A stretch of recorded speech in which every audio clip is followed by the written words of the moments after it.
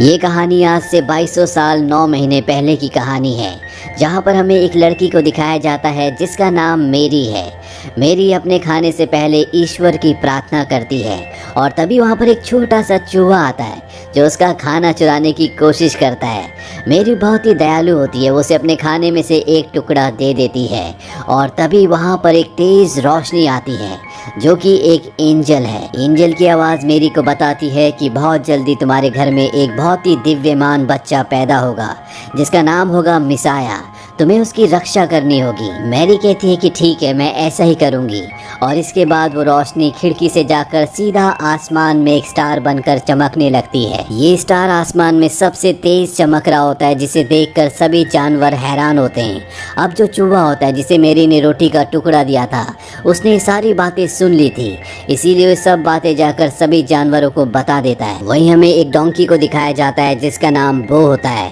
वो एक मिल में एक दूसरे बड़े डोंकी के साथ काम करता है। दोनों के दोनों चक्की पीसते हैं और गेहूं को आटे में बदलते हैं। लेकिन वो ऐसी जिंदगी नहीं जीना चाहता। वो शान की जिंदगी जीना चाहता है, आज़ादी की जिंदगी जीना चाहता है। पर उसके साथ जो बड़ा डंकी होता है वो कहता है यही हमारी किस्मत है। पर जब वो चमकते हुए सितारे को देखता है तो कहता है कि ये सितारा शायद मेरी किस्मत बदलने के लिए आया है। अगली सुबह बो के पास उसका दोस्त कबूतर जिसका नाम डेव होता है वो आता है। वो बो को बताता है कि बहुत जल्दी यहाँ से एक शाही सवारी गुजरने वाली है। ये सुनकर बो बहुत एक्साइटेड हो जाता है और अपने पिता से कहता है कि मैं भी शाही सवारी में एक दिन सवार होकर आपका नाम रोशन करूँगा, लेकिन उसे सबसे पहले अपने आप को यहाँ से आज़ाद करवाना होगा। वो किसी तरह से अपनी रस्सी काट देता है और इससे पहले कि वो यहाँ से निकलता, इस मिल का जो मालिक होता है वो यहाँ पर आ जाता है। वो देखता है कि बो ने अपनी रस्सियाँ काट दी है, साथ ही उसने चारों तरफ अफरा तफरी मचा रखी है। इसीलिए वो गुस्से में आकर उसे चेन से बांध देता है और अब बो की आंखों के सामने यहाँ से शाही सवारी भी गुजर जाती है। बो का दिल इससे टूट जाता है और इसी तरह से 6 महीने बीत जाते हैं। वो आज भी अपने साथी डोंकी के साथ उसी मिल में काम कर रहा होता है, लेकिन उसका एक ही सपना होता है कि वो शाही सवारी में शामिल होकर एक दिन सबको अपनी पहचान, अपनी इम्पोर्टेंस का एहसास कराए। दिन रात उसकी आंखों में यही सपना होता है। इसीलिए उसके साथ जो बड़ा डोंकी होता है उसे उस पर दया आ जाती है और वो बो के साथ मिलकर उसे भगाने का एक प्लान बनाता है। वो जानबूझकर अपनी तबीयत खराब होने का बहाना करता है, साथ ही बो को भी जंजीरों से आज़ाद करवा देता है। और जब इस मिल का मालिक उसे देखने के लिए आता है तो बो उस जगह से भाग जाता है। हालांकि मिल का मालिक उसका पीछा भी करता है, लेकिन बो भागता हुआ एक लंबी जंप लगाता है जिससे उसके पीछे के पैर में चोट भी लग जाती है। लेकिन बो किसी तरह से उसकी नज़रों से ओझल हो जाता है और अब वो एक घर के पास पहुंचता है। ये मेरी का घर है, उसी लड़की का जिन्हें एंजल्स ने कहा था कि तुम्हारे घर में बहुत जल्दी एक दिव्यमान बच्चा आएगा, तुम्हें उसकी रक्षा करनी होगी। और अब वो मेरी के घर में छुप जाता है। मेरी की अब शादी भी हो चुकी है और उनके जो हस्बैंड है उनका नाम जोसेफ होता है। वो जो मेरी के घर में छुप रहा होता है, मेरी उसे देख लेती है। वो देखती है कि बो के पैर पर चोट लगी है। मेरी का दिल बहुत ही दयावान होता है, वो उसके पैर पर कपड़ा बांध देती है। पर जब मेरी के हस्बैंड जोसेफ यहाँ पर आते हैं तो वो बो को भगाने की कोशिश करते हैं, पर मेरी उन्हें कहती है कि शायद इसे हमारी ज़रूरत है, हमें इसे अपने पास रख लेना चाहिए। मेरी का ऐसा व्यवहार देखकर बो को बहुत अच्छा लगता है, वो मेरी को पसंद करने लगता है। वही मेरी अपने हस्बैंड जोसेफ को बताती है कि कैसे एंजल उनके सामने आई थी और उन्हें एक भविष्यवाणी के बारे में बताया था जिसमें उनके घर में एक बहुत ही दिव्यमान बच्चा पैदा होगा जो इस पूरी दुनिया की रक्षा करेगा, वो सब कुछ बदल कर रख देगा। और जोसेफ भी इस बात को समझते हैं और वो आने वाली हर एक सिचुएशन को एक्सेप्ट करने के लिए उन्हें वादा करते हैं। दरअसल अब मेरी प्रेग्नेंट भी होती है। वहीं हमें बो को दिखाया जाता है जो शाही सवारी में शामिल होने के लिए यहाँ से निकलना चाहता है, पर तभी उसका दोस्त कबूतर जिसका नाम डेव है वो आता और उसे बताता है कि बाहर तुम्हारा मालिक तुम्हें ढूंढ रहा है, अगर तुम गए तो तुम्हें पकड़ लेगा। जब तक तुम्हारा पैर ठीक नहीं हो जाता तुम्हें यहीं पर रहना चाहिए। वो भी डेव की बात मान लेता है। वही हमें 3 वाइज मैन को दिखाया जाता है जो अपने कैमल में इसी राज्य में आते हैं जहाँ पर मेरी रहती है। ये तीनों की तीनों राजा के पास जाते हैं। इनके पास बहुत ही बेशकीमती गिफ्ट्स होते हैं। राजा को लगता है कि ये गिफ्ट्स उनके लिए लाए गए हैं, पर ये तीनों वाइज मैन बताते हैं कि ये आपके लिए नहीं बल्कि उस दिव्यमान बच्चे के लिए हैं जो आने वाले वक्त में पूरी दुनिया में राज करेगा।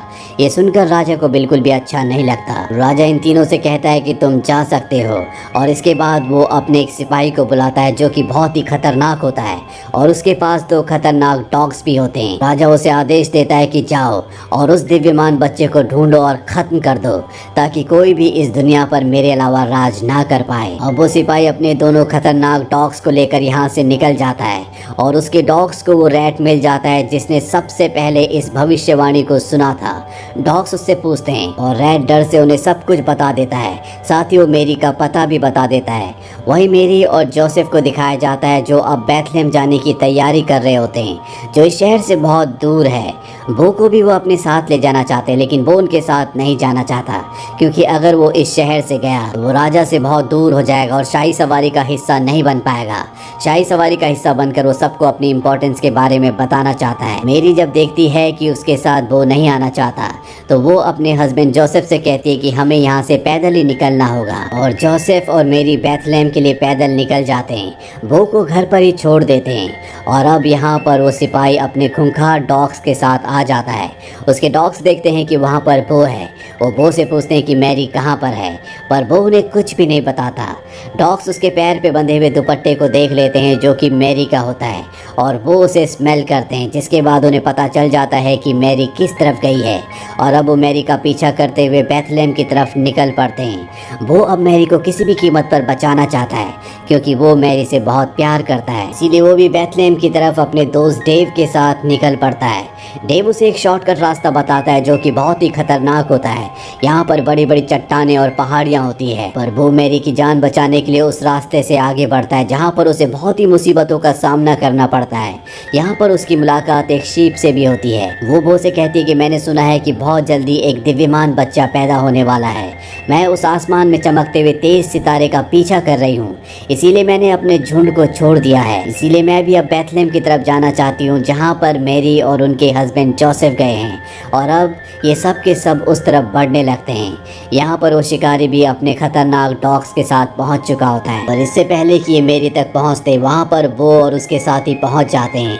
इसीलिए वो उस सिपाही और उसके खतरनाक डॉग से मेरी को बचाने के लिए वहीं पास ही में हो रहे एक मेले में ले जाते हैं। पर अब यहाँ पर वो सिपाही यानी कि हंटर भी पहुँच चुका है जो मेरी को देख लेता है, इसीलिए वो अपने डॉग्स को बांधकर अब मेरी को मारने के लिए आगे बढ़ता है। वो उस सिपाही को देख लेता है, इसीलिए वो जानबूझकर कार्ट के पहियों से पत्थर हटा देता है जिससे कार्ट नीचे की तरफ लुढ़कना शुरू हो जाता है। कार्ट कई चीज़ों से टकराता है जिससे टूट फूट होना शुरू हो जाती है, और लकड़ी का एक बहुत बड़ा स्टॉल उसी सिपाही से टकराता है जिससे वो मेरी को मारने से पहले खुद कुएं में गिर जाता है। वो इसके बाद मेरी के कपड़े को खींचने लगता है। दरअसल वो उन्हें बताना चाहता है कि यहाँ पर खतरा है, सिपाही तुम्हें मारने के लिए आया था, लेकिन वो बोल नहीं सकता, इसीलिए मेरी उसकी बात नहीं समझ पाती। और अब इस सब के सब यहाँ से एक बार फिर से अपने सफ़र पर आगे निकल पड़ते हैं। वहीं राजमहल में हमें उन्हीं 3 वॉइस मैन को दिखाया जाता है जिन्हें राजा कहता है कि तुम अपने नए होने वाले राजा को ढूंढने के लिए जा सकते हो, जिसके लिए तुम इतने सारे गिफ्ट्स लेकर आए हो। लेकिन इन 3 वॉइस मैन के जो ऊँट होते हैं, इन्हें राजा के षड्यंत्र के बारे में सब कुछ पता होता है क्योंकि इन्होंने पहले राजा की बातें सुन ली थी। इन्हें पता है कि राजा उस दिव्यमान बच्चे को मारना चाहता है, इसीलिए राजा चाहता है कि ये तीनों वॉइस मैन उस बच्चे तक पहुंच जाए ताकि इसके आदमी वॉइस मैन का पीछा करें और उन्हें भी बच्चे की लोकेशन का पता चल जाए। और अब ये तीनों की तीनों मिलकर किसी भी कीमत पर मेरी और उसके होने वाले बच्चे को बचाना चाहते हैं। वही हमें मेरी, जोसेफ और बो और उसके साथियों को दिखाया जाता है। दरअसल मेले में जितना भी नुकसान हुआ होता है, जोसेफ को लग रहा होता है कि ये सब बो की वजह से हुआ है, इसीलिए वो बो को डांट रहा होता है। साथ ही मेरे से कहता है कि सारा का सारा नुकसान बो ने किया है और अब मैं इसकी जिम्मेदारी नहीं ले सकता। बो को इस बात से बहुत बुरा लगता है और वो अपने साथी डेव के साथ यहाँ से निकल जाता है। हालांकि शिप उसे कहती है कि तुम्हें नहीं जाना चाहिए, पर वो उसकी बात नहीं मानता। दरअसल वो अब शाही सवारी तक पहुँचना चाहता है ताकि उसमें शामिल होकर वो अपना सपना पूरा कर सके, और जल्दी उसे शाही सवारी मिल भी जाती है। और जब वो उस तरफ भागता है तो उसके पैर पर जो मेरी का कपड़ा होता है वो खुल जाता है, जिसके बाद बो को एहसास होता है कि मेरी एक रहमदिल इंसान है। उसने हमेशा उसकी मदद की उससे प्यार किया और उसे उसका साथ नहीं छोड़ना चाहिए। इसीलिए एक बार फिर से वो मेरी की तरफ निकल पड़ता है। वहीं जोसेफ और मेरी को दिखाया जाता है जो आगे बढ़ रहे होते हैं और तभी बग्गी यानी कि कार टूट जाता है, जिससे जोसेफ को गुस्सा आता है और गुस्से में वो मेरी को डांट देता है। इस बात से मेरी को बहुत बुरा लगता है और अब जोसेफ के पास बो पहुंच जाता है। वो उसे धकेलना शुरू कर देता है ताकि वो मेरी के पास जाए और उससे माफ़ी मांगे, और जोसेफ भी ऐसे करते हैं। और इसके बाद वो अपनी पीठ पर मेरी को बिठाकर आगे का सफ़र तय करता है और बहुत जल्दी ये सब के सब बेथलेहम शहर में पहुंच जाते हैं। यहाँ पहुंचने के बाद जोसेफ रात गुजारने के लिए कोई जगह ढूंढ रहे होते हैं और तभी बो के पास एक आदमी आता है और ये वही आदमी है जो उसका पुराना मालिक है। वो बो को पकड़ लेता है और एक दूसरी जगह ले जाता है जहाँ पर और भी जानवर होते हैं।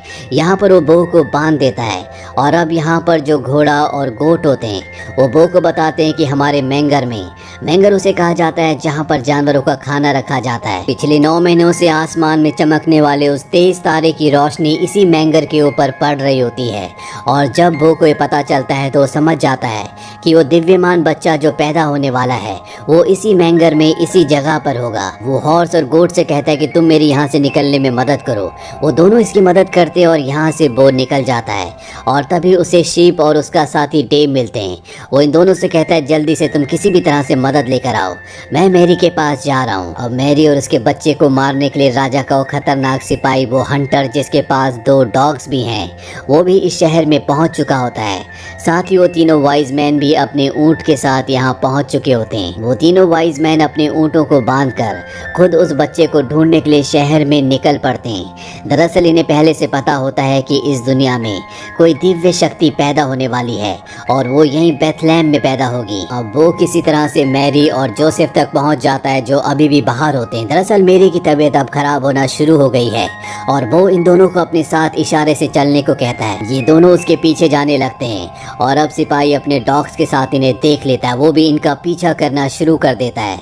वो मैरी को और जोसेफ को जानवरों के उस बेड़े तक ले आता है जहाँ पर खुद भी अभी कुछ देर पहले वो बंधा था। यहाँ पर सभी जानवरों ने पूरी तरह से जगह को साफ कर दिया होता है। वहीं अब शीप को दिखाया जाता है जो अपने झुंड तक पहुँच जाती है और वो उन सबको मदद करने के लिए कहती है, लेकिन कोई भी उसकी बात नहीं सुनता। पर जब वो जोर से चिल्लाती है तो आसमान में एक बार फिर से एंजल्स आते हैं जो सबको उस दिव्यमान बच्चे के बारे में बताते हैं जो अब कुछ ही देर में पैदा होने वाला है।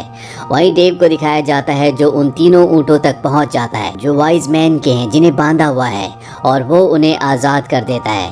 वहीं बेड़े के बाहर जब वो पहुंचता है तो देखता है कि वहां पर राजा का सिपाही अपने खतरनाक डॉग्स के साथ पहुंच चुका है। वो उनका सामना करने की कोशिश करता है पर सिपाही के खतरनाक डॉग्स उसे पकड़ लेते हैं और अब सिपाही अंदर जाकर मेरी को मारना चाहता है, पर इससे पहले कि वो ऐसा करता यहाँ पर शीप्स का झुंड आ चुका होता है।